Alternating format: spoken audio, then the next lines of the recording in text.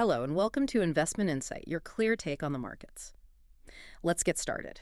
Today, we're doing a deep dive into four really critical global dynamics. And these aren't just isolated stories you see in the headlines. They are, I think, deeply interconnected shifts that are really redefining the landscape for investors as we head into 2026. That's right. So our mission today is to cut through all that noise, look at the latest data from, diplomatic meetings to central bank statements, and pull out the genuinely actionable insights you need right now. Exactly. I mean, when we looked at the recent analysis, the common thread wasn't just, say, inflation or politics. It was a move toward a more sophisticated kind of risk. Sophisticated risk, how so? The global economy and the markets. Mm-hmm. They're showing what we're calling fragility disguised as stability. You see these highly concentrated risks in geopolitics, in our domestic growth, global finance, and even consumer behavior. And understanding these weak points is, well, it's everything right now. Okay, so we've got four big themes lined up. First, we're going to break down the so-called U.S.-China rare earths truce and why China's real response, this new VEU system, is actually more like a precision weapon. Then we'll dissect the U.S. economy. Some leading economists are warning it's resting pretty precariously on just three narrow A pillars. From there, we shift to global finance, looking at the explosive return of the very high-risk widowmaker dollar carry trade. And finally, we'll analyze the surprising truth behind China's Singles' Day results. They gave us the clearest proof yet of what's being called the Great Consumer Downgrade. Let's start with that geopolitical chess match, that supposed de-escalation between Washington and Beijing. The initial headline around the APEC summit was all about a one-year truce on rare earths. What did that tell the market? Well, the initial reaction was just pure short-term relief. For anyone involved in global manufacturing, supply chains, any stop in an escalating trade war is seen as a huge positive. So the markets rallied on that. They did. The pause itself was twofold. On one hand, the U.S. suspended the 50% rule. Right. That's the one that would have sanctioned subsidiaries of non-U.S. companies if they had any dealings with targeted Chinese firms. A huge deal. And on China's side, they suspended the full, all-out export controls on rare earths they had planned for early November. So on the surface, it looks like we avoided a full-scale economic war over these materials that are, essential for everything from EV magnets to guided missiles. It sounds like a diplomatic win. It sounds like one. So why are all the analysts we're reading so quick to call it just a tactical pause? Why so much skepticism? Because almost immediately after this, superficial truce was announced, China didn't retreat. It just shifted tactics. Okay. Instead of using a clumsy, full-spectrum weapon that would hurt everyone, including its own civilian trading partners in Germany or Japan, China rolled out something far more insidious, the VEU system. The VEU system. And that move transformed their strategy from threatening, all-out war to being able to execute high-precision surgical strikes. All right, let's unpack this VEU system right now, because that's a critical piece of jargon. Oh. VEU stands for Verified End User. Can you give us a clear analogy for what this system actually is? Sure. Think of the VEU system as a highly specialized, very selective bouncer at a club door. Okay, a bouncer. China's Ministry of Commerce is now that bouncer, and they control who gets rare earth exports. It's not a blanket ban anymore. It's a really strict compliance hurdle. And companies outside China have to apply for this VEU status to get their materials. And what are the rules to get past this bouncer, to get on the whitelist? To get on that fast track, the whitelist, a company, let's say a German car maker, has to provide absolute, undeniable proof that the final use of the rare earth elements is purely civilian. Purely civilian. And this is the critical part. They have to prove that the product has no connection whatsoever to the U.S. Department of Defense, the Pentagon supply chain, or any military contractor at all. Wow, that is surgical. So if you're Apple or Tesla or a big European wind turbine company, your supply is probably safe. Trade continues. And to the general public, it looks like business as usual. That's the brilliance of the policy. It keeps trade flowing with major non-military partners. But then you have the gray list. And what lands you on the gray list? Any company that deals in products with even a hint of dual-use potential. Meaning it could be used for both civilian and military applications. Exactly. Or any company with, incomplete or opaque paperwork. They get routed to general review. And general review sounds like a bureaucratic black hole designed to just wear you down. That's precisely what it is. If you're on the gray list, you face these Arbitrary delays, opaque requests for more documents, or just an outright denial of your export license. It's not a cutoff, it's economic coercion through compliance. Can you give us a concrete example? What's a dual-use component that would put a company in that danger zone? Think about something like a high-performance permanent magnet, a really specialized one. It might be essential for a super-efficient industrial pump in, say, civilian infrastructure. Okay. But that exact same magnet might also be critical for the guidance system in a new missile or a sophisticated radar. So if a supplier can't prove, beyond a shadow of a doubt, that their batch of magnets is only going into the civilian pump, And that they have no defense contracts at all. they land on the gray list. It Yeah. basically forces global suppliers to choose between the U.S. military and their Chinese supply. The U.S. government must have seen this coming a mile away. I mean, that makes the truce completely superficial. They did. The Commerce Department's USTR put out a pretty sharp joint statement. They called the VEU system arbitrary, opaque, and economic coercion. They made it clear this violates international trade norms. It was a signal to the market that the diplomatic pause was over. China had just refined its weapon. This obviously goes right to the heart of a core U.S. vulnerability. What have the big defense contractors, the Lockheeds, the RTX has been saying, the guys building the F-35s? Well, they've been on the defensive about this for years, really. They consistently claim they're engineering out the dependency on China. Engineering it out. They say that in their long-term, next-generation weapons designs, the blueprints for future missiles and stealth systems, they're redesigning core components to use non-Chinese rare earths, or even substitute materials entirely. That sounds proactive, like the problem is being solved. So why are analysts still so worried about the F-35s coming off the assembly line today? Because of the massive time lag. That's the crucial caveat, and the companies admit it themselves.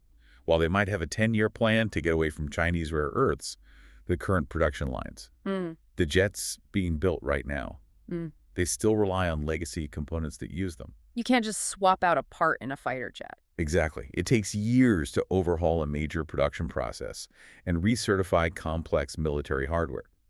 So China's VEU system has immediate leverage over our existing production capacity today. The military-industrial complex is vulnerable right now, even with long-term fixes in the works. Okay, let's pivot to the investment side of this. If the real war is about this precision processing, where should investors be looking beyond just, digging stuff out of the ground? I think the key insight here is realizing that controlling the supply chain isn't about owning the mine, the raw dirt. It's about controlling the technology and the capacity to process that dirt. China's real dominance is in turning raw, rare earth oxides into high-value permanent magnets and metal alloys.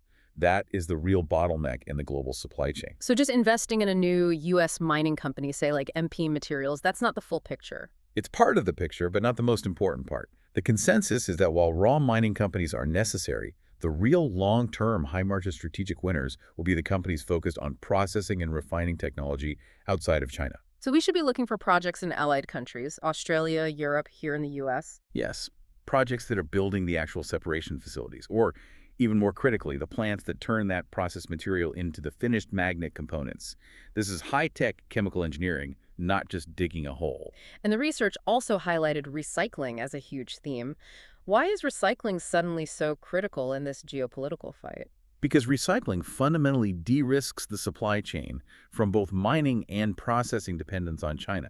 If you can recover these critical elements from old products. Like from old EVs or wind turbines? Exactly. From old wind turbines, scrap electronics, you name it. You create a domestic circular supply.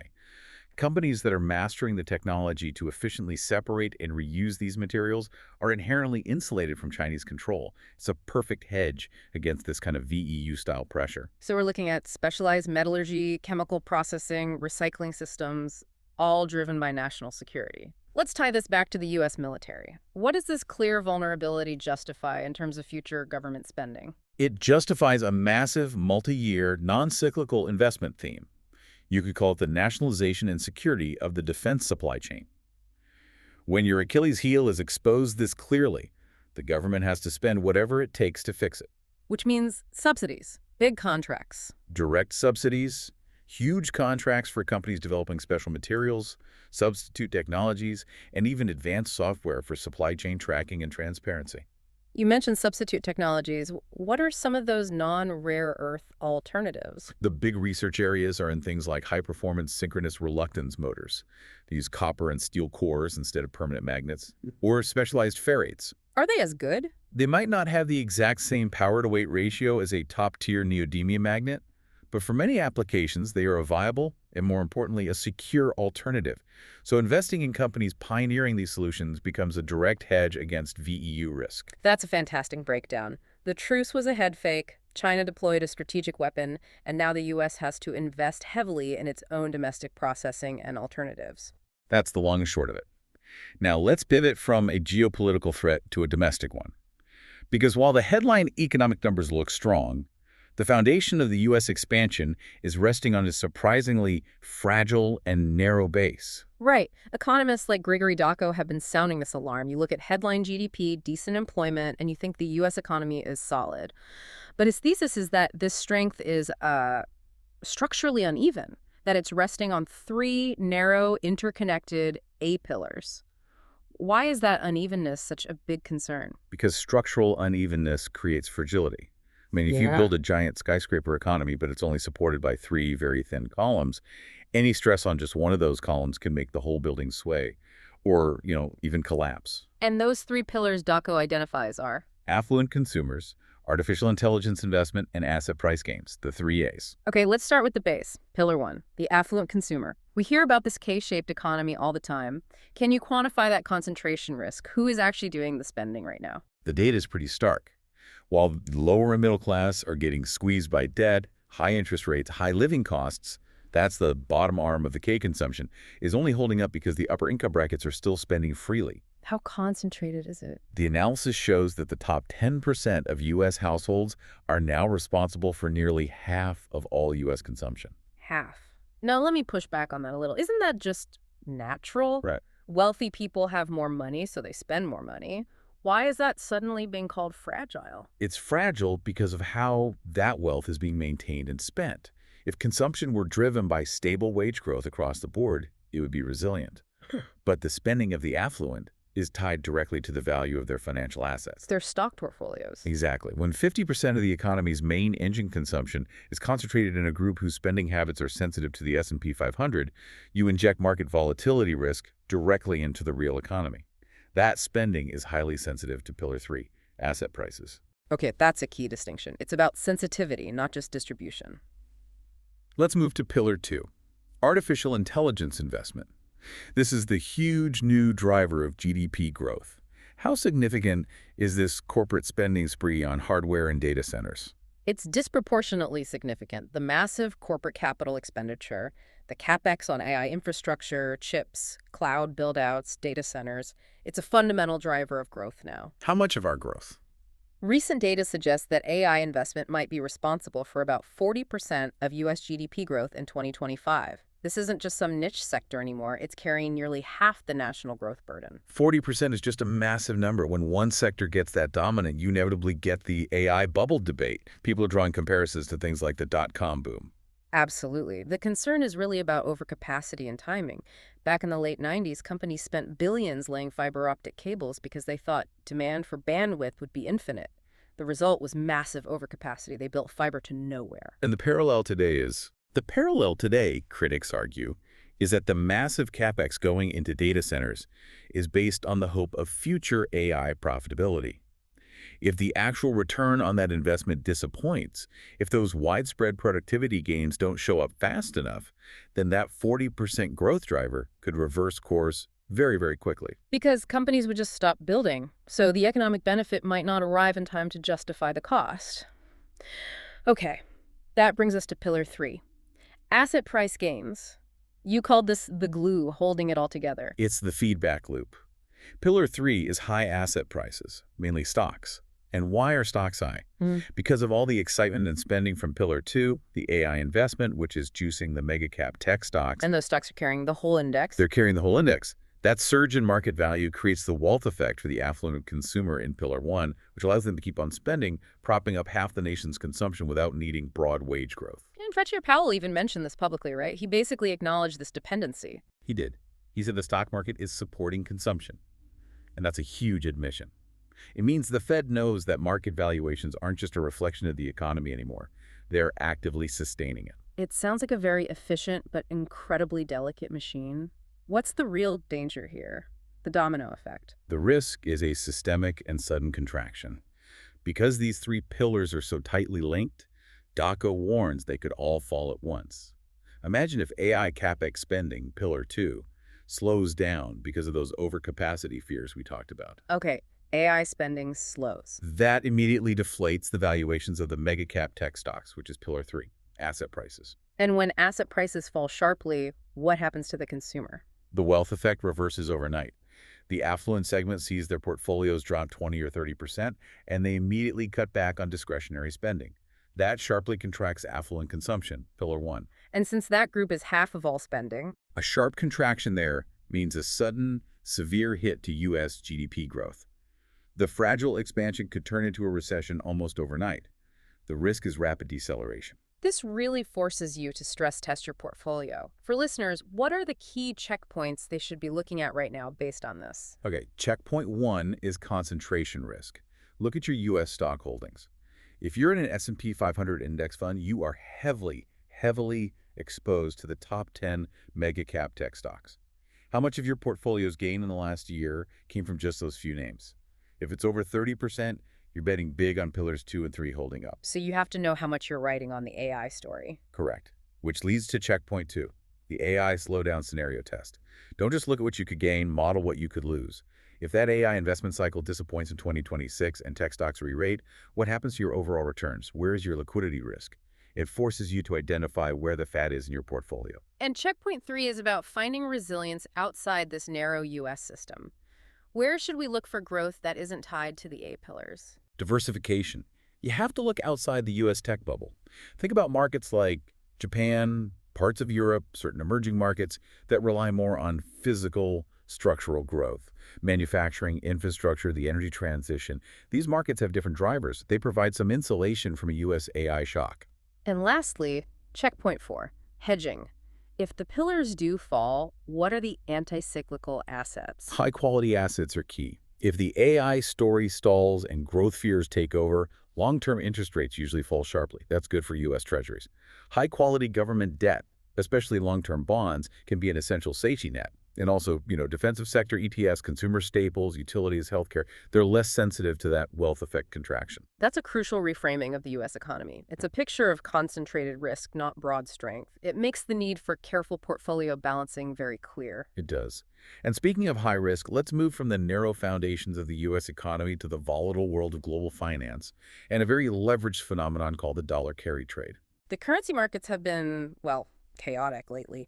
The past few weeks were a perfect example of market whiplash, especially around what the Fed was going to do next. And that volatility is the perfect environment for speculators. It was a violent U-turn. First, we got that weak jobs report, and the markets, who are just desperate for a soft landing story, immediately priced in a more than 90% chance of a December rate cut, which would weaken the dollar. Right. But then, just days later, the October CPI report landed, and it showed core inflation was still persistent, still sticky, higher than anyone expected. And that just killed the soft landing dream instantly. It did. The probability of a December rate cut just collapsed, fell below 30%, and the market violently pivoted back to the higher for longer narrative. U.S. interest rates are staying high, and that environment is basically rocket fuel for the dollar carry trade. Okay, let's define this clearly for everyone. What exactly is the dollar carry trade, and why does higher for longer make it so attractive? So a carry trade is all about exploiting the interest rate difference between two currencies. You borrow a currency with extremely low rates, that's your funding currency, and then you invest that money into assets in a currency with high rates, your target currency. So with the dollar carry trade, you're borrowing cheap currencies. Primarily the Japanese yen, the JPY, or the Swiss franc, and you're investing in high-yielding U.S. dollar assets, like short-term bonds. So the profit is just that guaranteed interest rate spread. If I borrow at, say, 0.1% in yen and I can get 5.5% in UST bills, my profit is 5.4%. And that's often amplified with leverage. And that's why it's so appealing when stocks and bonds are uncertain. When everything else is volatile, that stable, guaranteed interest profit makes the dollar carry trade look like the cleanest shirt in the laundry. It offers a sure return compared to other risks. The yen is obviously the key here. Why is the Bank of Japan, the BOJ, so critical to this whole trade? Because the BOJ is the big outlier. While the Fed, the ECB, everyone else has been hiking rates, the BOJ is holding firm on its ultra-low rate policy. That creates this huge, persistent interest rate gap with the U.S. The yen is trading near 155 to the dollar, which makes it incredibly cheap to borrow. Now, this sounds a little too good to be true. Stable, high returns. But this specific dollar-yen trade has a pretty nasty nickname, the Widowmaker. Why is it so dangerous? The name is a warning label. It's earned over decades of just catastrophic financial blowups. The danger is the combination of high leverage and sudden, unexpected currency swings. So speculators are making small, consistent profits. Right, they're picking up dimes, as the saying goes. But they are in front of a freight train. They're so highly leveraged that any sudden adverse move can completely wipe out their entire capital base. Is there a big historical example of this happening? The most famous is probably tied to the 1998 Russian default and the collapse of the hedge fund long-term capital management, or LTCM. LTCM was using extreme leverage, partly fueled by the yen carry trade. When that crisis hit, there was a massive sudden rush for safety, which caused the yen to strengthen dramatically against the dollar. LTCM and others had to unwind their positions all at once, and it caused a currency crash that nearly took down the entire global financial system. The size of the potential ruin just outweighs the steady gains. That paints a very vivid picture. So the big risk today isn't a slow change in rates, but a sudden intervention by the Bank of Japan itself. How would that work? Well, if the yen gets too weak, it starts to cause real economic pain in Japan. It makes imported energy and food incredibly expensive. The government can't ignore that forever. So to defend the yen, the BOJ would use its massive foreign reserves, which are mostly U.S. dollars, and flood the market by buying huge amounts of yen all at once. And that sudden massive demand for yen would cause the exchange rate to plunge? Plunge. The rate could easily drop 5% or 10% in just a few hours. Now, if a fund is leveraged 10 to 1 on that trade, a 10% swing means a 100% loss of capital instantly. Right. You're wiped out. You are wiped out, facing a massive margin call. That is why they call it the Widowmaker, the risk of total instant destruction. Okay, so for the average investor, direct leveraged currency trading is clearly off the table, financial suicide. But how can we benefit from this underlying reality weak yen, high U.S. rates in a safer way? What are the alternatives? Alternative one, and this is the safest and most logical play, is investing in Japanese exporters. Companies like Toyota, Sony, Nintendo, why do they benefit so much from a cheap yen? Because they're global giants. They sell their cars and electronics all over the world and get paid in dollars and euros. When the yen is cheap, they convert those massive foreign earnings back into their home currency and realize huge exchange gains. The weak yen is like a constant subsidy for their profits. So their business is structurally set up to benefit from this environment. What's the flip side? Alternative two, who should we actively avoid? You want to stay away from Japanese companies that rely heavily on imports or are purely domestic. Think about commodity importers, utility companies. The weak yen makes buying raw materials like oil and steel extremely expensive for them. It crushes their profit margins. So you have to be selective. And alternative three, how do we get the benefit of high U.S. rates without taking any currency risk at all? You use the high U.S. short-term rate as a secure, high-yield cash parking lot. The key is just taking what the Fed is giving you. High-quality assets like U.S. short-term Treasury bills, T-bills, or high-quality money market funds, or even highly rated short-term corporate debt. And with T-bills, you're also minimizing what's called duration risk. Can you explain that for us? Sure. Duration risk is just how sensitive a bond's price is to changes in interest rates. A 30-year bond has very high duration risk. If rates jump 1%, its price might fall 20%. But short-term T-bills mature so quickly, their prices are barely sensitive to rate hikes. So you get that nice 5% plus yield with minimal exposure to market volatility. So the CPI shock put the dollar carry trade back in the driver's seat. But the ghost of the Widowmaker means we should look at safer plays. Japanese exporters and high-quality U.S. short-term debt. It's about being smart enough to see the risk and disciplined enough to avoid the ruin. Let's turn our attention now to China, specifically the Chinese consumer, and the data from their massive annual shopping event, Singles' Day. The first headline I saw from JD.com announced a 60% surge in order volume. I mean, that sounds like a boom. It suggests the consumer is back in a big way. That sounds explosive, doesn't it? Yeah. But that headline was a very carefully constructed mirage. It's a classic case of hiding the most important data point, Which was? the GMV, gross merchandise value. That's the total dollar value of everything sold. And JD, Alibaba, PDD, all of them conspicuously failed to disclose their GMV numbers. And that silence told you there was a massive problem. So if the number of orders was up 60%, but they're hiding the total revenue, what did third-party data from firms like Bain actually show? The preliminary analysis showed that the total GMV growth for the entire event was almost flat, somewhere between just 2 and 3%. 2 to 3%. Wow. So you have this huge surge in transactions with almost no increase in total dollars spent. And that discrepancy can only mean one thing. The AOV, the average order value, must have collapsed. Can you make that really concrete for us?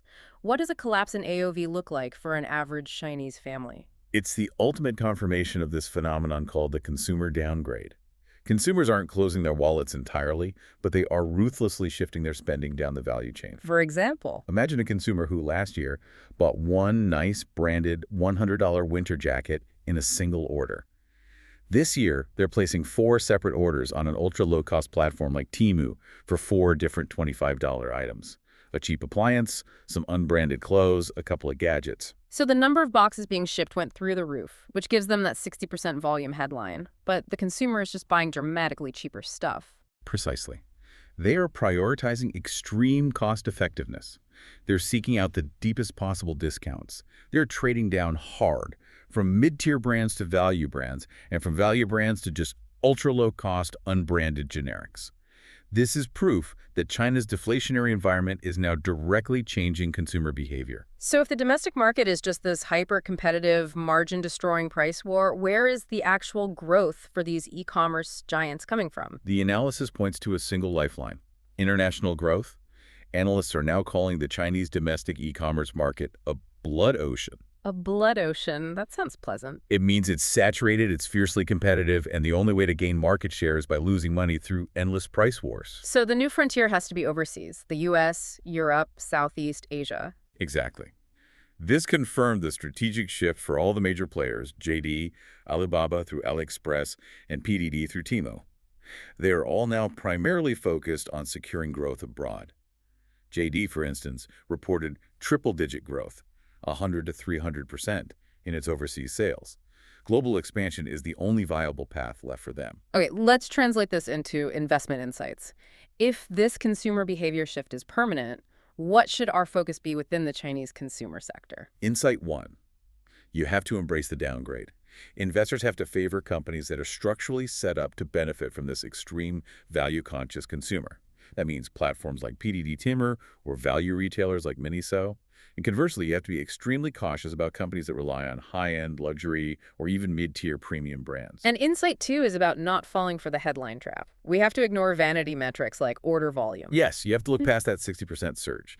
The focus has to be on the underlying economics. When the Q4 earnings reports come out, the single most important number to look at will be the gross profit margin. And why is gross profit margin the key here? Because the domestic price war is a chicken game that just burns cash. If a company reports high volume but their margins collapsed, it just means they're buying market share at an unprofitable rate. You have to see how well they defended their profitability. If they just sacrificed margins for a flashy headline, that growth is totally unsustainable. Insight 3 is about the geographical focus. If domestic market share is basically irrelevant now, what defines their future success? It's all about global ambition and execution. The key variable for their future stock price is the speed, scale, and profitability of their global expansion.